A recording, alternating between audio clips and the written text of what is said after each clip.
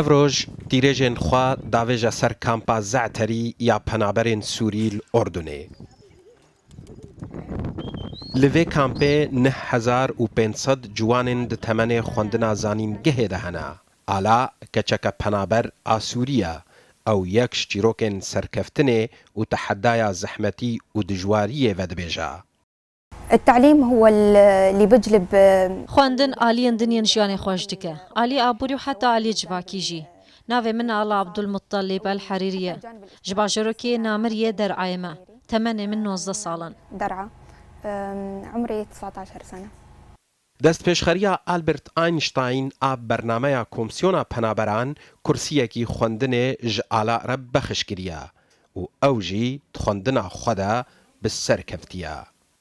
دەما گوتن کورسیەکە خواندنێ ji te re derketiye ez û diya min û bavê min li mal bûyn. ئالا دژێرنیرên زەحمەت de bê kehreba li ber roniya fanosê dixwîne. يعني هو موقع تحدي. ev ji bo min tehediyeke bêkareba min piraniya wextê xwe li ber fanosê dixwand û ez bi ser ketim ev hesteke nayê wesifkirin ji bo min kêlîke herî xweş bû. هو شعور شعور لا يوصف يعني هي أسعد لحظة. Li zanîngeheke nêzîkî kampê ئالا خوێندنا xwe dike.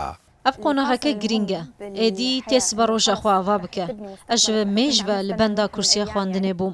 Ji bilî خوێندنا zanîngehê ئالا dinivîse jî. يعني شعر وكتابات ez helbest û textan dinivîsim lê pir giringê didem çîrokan. ئالا çîrokên penaberiya xwe dinivîse. أكثر شيء عن المنبع. bêhtir li ser penageh û xerîbiyê dinivîsim. û hestê serkeftinê jî geş dike. هو شعور hestê destpêka serkeftinê ku keda te bêhude neçû. Ji vê zanîngehê ئالا hêviyên siberoja xwe dirêse. كمستقبل يعني معلمة أو إن شاء الله تعالى إنه Di siba rojê de dixwazim bibim mamosta. Mamostaya zanîngehê. Mamosta ew ku doktor, endazyar û hemû bi sporan amade dike. كل شيء بالحياة.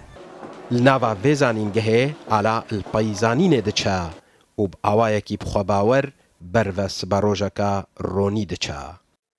Hüseyn Umer, Rûdawû.